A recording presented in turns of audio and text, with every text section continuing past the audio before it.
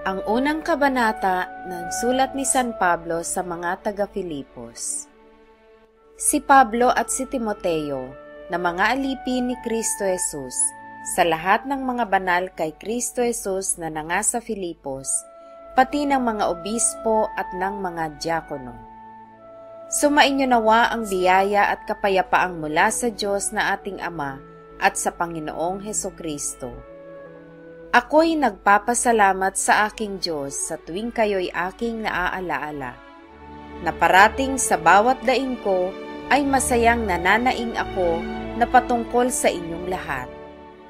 Dahil sa inyong pakikisama sa pagpapalaganap ng Ebanghelyo mula ng unang araw hanggang ngayon, na ako'y may lubos na pagkakatiwala sa bagay na ito, na ang nagpasimula sa inyo ng mabuting gawa ay lulubusin hanggang sa araw ni Hesukristo.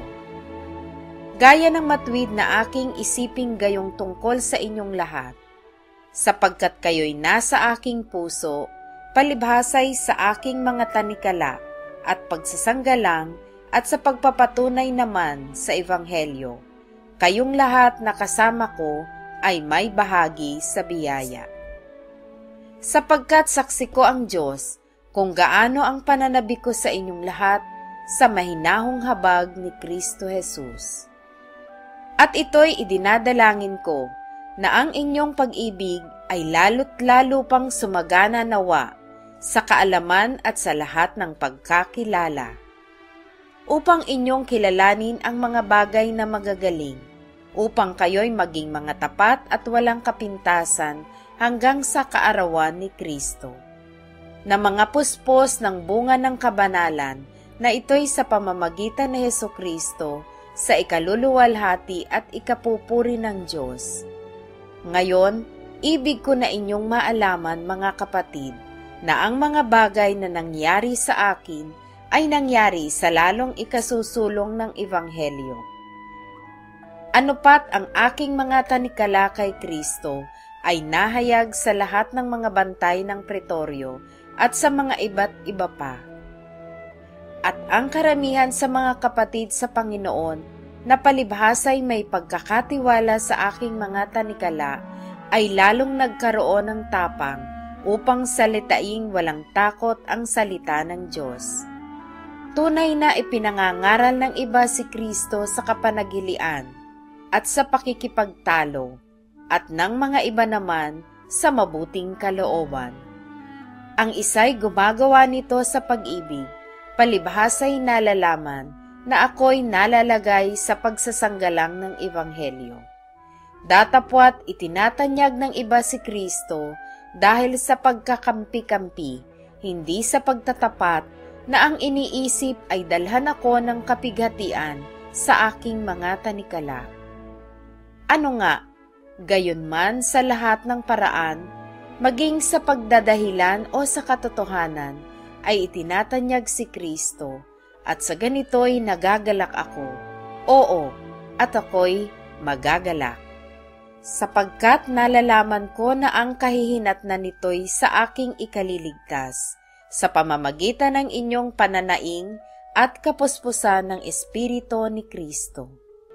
Ayon sa aking maningas na paghihintay at pag-asa, na sa anumay hindi ako mapapahiya, kundi sa buong katapangan na gaya ng dati, gayon din naman ngayon ay dadakilain si Kristo sa aking katawan, maging sa pamamagitan ng kabuhayan o sa pamamagitan ng kamatayan.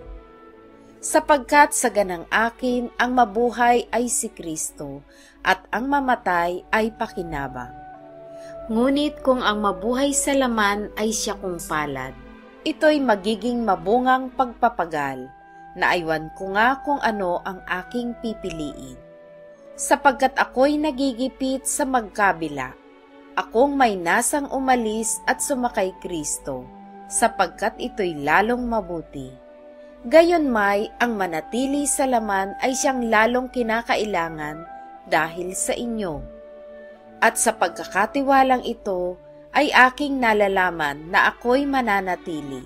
Oo, at mananatili ako na kasama ninyong lahat sa ikasusulong ninyo at ikagagalak sa pananampalataya. Upang managana ang inyong pagmamapuri kay Kristo Jesus sa akin sa pamamagitan ng aking pagharap na muli sa inyo. Ang inyo lamang pamumuhay ay maging karapat-dapat sa Ebanghelyo ni Kristo upang maging ako ay dumating at kayo'y makita, o wala man sa harap ninyo, ay mabalitaan ko ang inyong kalagayan, na kayo'y matitibay sa isang espiritu, na kayo'y mangagkaisa ng kaluluwa na nangagsisikap sa pananampalataya sa Ebanghelyo. At sa anuman ay huwag kayong mga takot sa mga kaaway, na ito sa kanila ay malinaw na tanda ng kapahamakan, datapwat tanda ng inyong pagkaligtas, at ito'y mula sa Diyos. Sapagkat sa inyo'y ipinagkaloob alang-alang kay Kristo, hindi lamang upang manampalataya sa Kanya, kundi upang magtiis din naman alang-alang sa Kanya. Yamang taglay ninyo ang pakikipagbuno na inyong nakita rin sa akin, at ngayoy nababalitaan ninyong taglay ko.